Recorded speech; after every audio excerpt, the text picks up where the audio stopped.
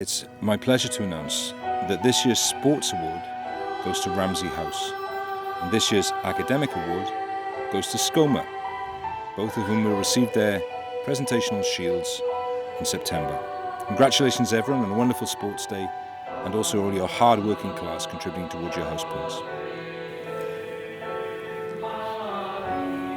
Hello, and thank you for joining us as we review this extraordinary year, both at school and in the world at large.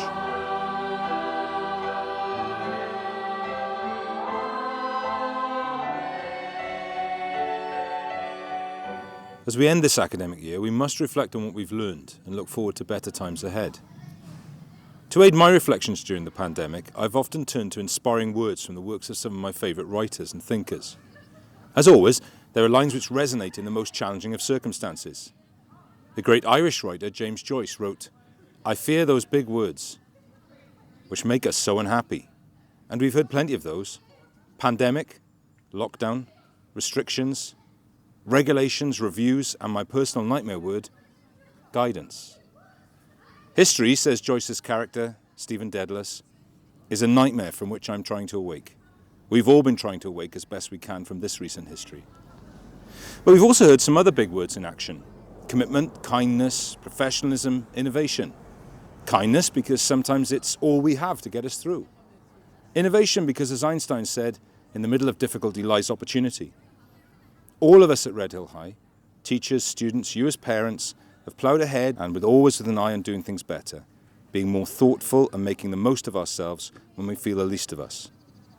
Most of all this year, we've seen the best big word of all, resilience. Resilience to go the extra mile, to complete that assignment, to make sure that student has understood their task, to check in, to check on, to offer help and not be proud of accepting it. Resilience to, as Marcus Aurelius reminded us, arise in the morning and think of what a precious privilege it is to be alive, to breathe, to think, to enjoy, to love. Our resilience has made me enormously proud of the way the school has dealt with the issues around the pandemic. While other schools talk about a loss of learning, we talk about the gains.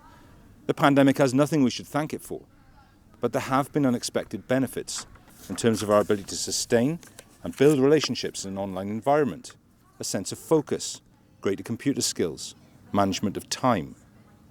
All of these things will stand the students in good stead for the years ahead, and we're determined to learn from these experiences in order to enhance what we offer to you as parents and students. And we've become givers too. They say if you own a dog, you'll have noticed that if you provide them with food and water and shelter and affection, they'll think that you're God. Whereas if you own a cat and you provide it with food and water and shelter and affection, they'll think that they're God. Well, whichever's right, I think we've all learned to give as much as we can anyway, regardless of the outcome. Apart, we've learned that it is our connections that sustain us, our friendships that make us who we are. We carry these relationships with us always. They're precious and important and must be nurtured. We've learned that absence, as Montaigne wrote in this sense, is the highest form of presence. Being alone is a very difficult thing, and we commend the students for their spirit. Isolation is hard and not for everyone. You may remember the story of Simeon Stylites, the famous 5th century Syrian who spent most of his life on top of various pillars, some 3 meters off the ground, working up towards 15 meters, and all on a meter squared platform. Now this was Simeon's choice in order to become closer to his God. In his last and lofty station, he resisted 30 summers and 30 winters, all for the glory and devotion of his faith. Sometimes Simeon prayed standing up with outstretched arms in the figure of a cross, but mostly he bent forwards, rocking back and forth. One curious spectator, after counting 1,244 repetitions, decided that was enough and went home. Simeon died, it is said, without descending from his column, a life lived in a way very few of us could handle, or at least without Wi-Fi. Well, thankfully we're off our poles now and back together, and we hope to stay that way. In recognition of our students' efforts, we've presented them with the Headmaster's Award Medal this year. Its symbol is a handshake, and we do hope this will be a visual metaphor for the fellowship we can look forward to next year. Accompanying a montage of the students is the song Even Star from Lord of the Rings, sung by our school choir.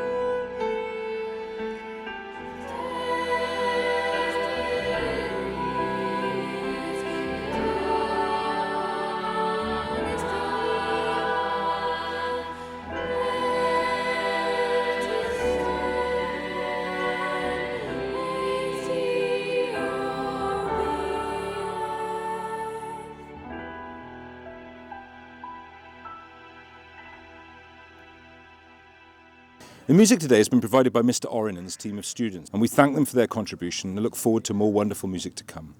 So by way of conclusion, I'd like to hand over to our sixth form student Orla Condren of the National Youth Theatre. Orla will read an inspiring poem for us all, I think probably the only poem that we could read at this time, Rudyard Kipling's If. You can keep your head when all about you are losing theirs and blaming it on you.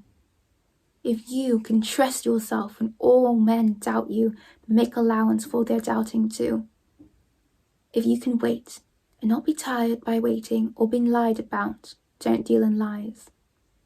Or being hated, don't give way to hating, and yet don't look too good nor talk too wise.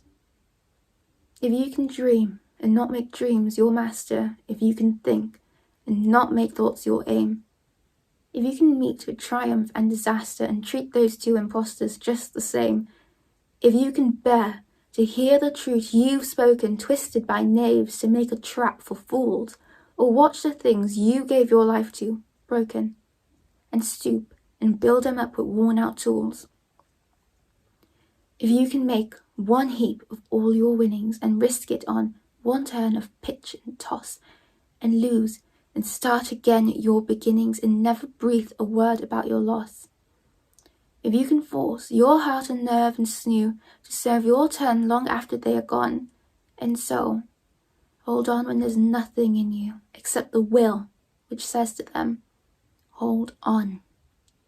If you can talk with crowds and keep your virtue, or walk with kings nor lose the common touch, if neither foes nor loving friends can hurt you, if all men count with you but none too much, if you can fill the unforgiving minute with 60 seconds worth of distance run, yours is the earth and everything that's in it, and, which is more, you'll be a man, my son.